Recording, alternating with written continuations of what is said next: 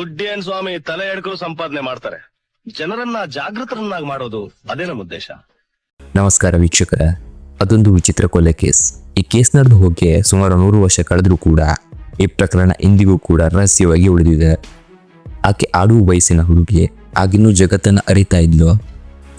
ಆಗ ಸುಮಾರು 13 ವರ್ಷ. ಮನೆಯಿಂದ ಹೊರ ಹೋಗಿದ್ದ ಹುಡುಗಿ ಅಂದು ಮತ್ತೆ ಜೀವಂತವಾಗಿ ಬರಲೇ ಇಲ್ಲ. ಈಕೆ ಶವ ಸಿಕ್ಕಿದ್ದು ನಾಪತ್ತೆಯಾದ 10 ದಿನಗಳ ನಂತರ.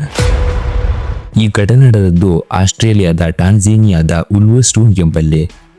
ಕ್ರಿಸ್ಟಿ ಕೇರ್ ಈ ಕಥೆಯ ದುರಂತ ನಾಯಕಿ. 1921 ಫೆಬ್ರವರಿ 20 ಅಂದು ಸಂಜೆ ಸುಮಾರು 5 ಗಂಟೆಗೆ ಮನೆಯಿಂದ ಹೋಗಿದ್ದ ಕ್ರಿಸ್ಟಿ ಕೇರ್ ಅಂದು ಮರಳಿ ಮನೆಗೆ ಬರೋದಿಲ್ಲ. ಇತ್ತ ರಾತ್ರಿಯಾದರೂ ಪುತ್ರಿ ಮನೆಗೆ ಬಾರದ ಕಾರಣ ಹೆತ್ತವರು ಕಂಗಾಲಾಗಿ ರಾತ್ರಿಯಿಡೀ ಹುಡುಕಾಟ ನಡೆಸ್ತಾರೆ.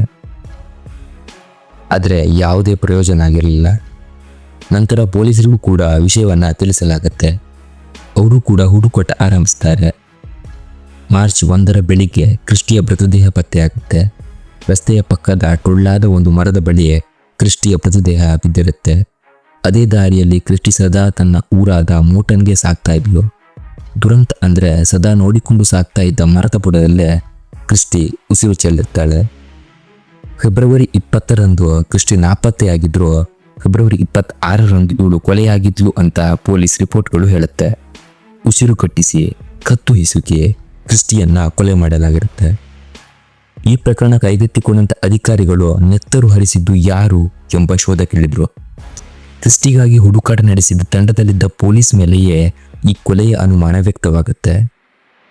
ಜಾರ್ಜ್ ವಿಲಿಯಂ ಎನ್ನುವ 35 ವರ್ಷದ ಪೊಲೀಸ್. ಅನುಮಾನ ಗಟ್ಟಿಯಾಗಲಿಕ್ಕೆ ಕಾರಣ ಆತನ ಕೈಯ ಮೇಲಿದ್ದಂಥ ಗಾಯ.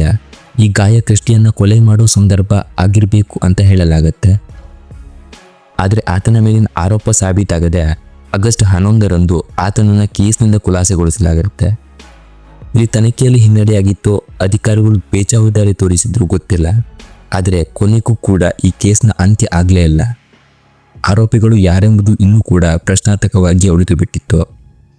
ಕೆಲವು ಅಧಿಕಾರಿಗಳು ಮಾಡೋ ಸಣ್ಣ ಸಣ್ಣ ತಪ್ಪು ಇಡೀ ಕೇಸ್ಗೆ ನ್ಯಾಯ ದೊರಕದಂತೆ ಮಾಡಿಬಿಡುತ್ತೆ. ಇದೇ ರೀತಿಯ ಹಲವು ಕೇಸ್ಗಳು ನ್ಯಾಯ ಸಿಗದೆ ಇನ್ನೂ ಕೂಡ ಹಾಗೆ ಉಳಿದುಬಿಟ್ಟಿದೆ.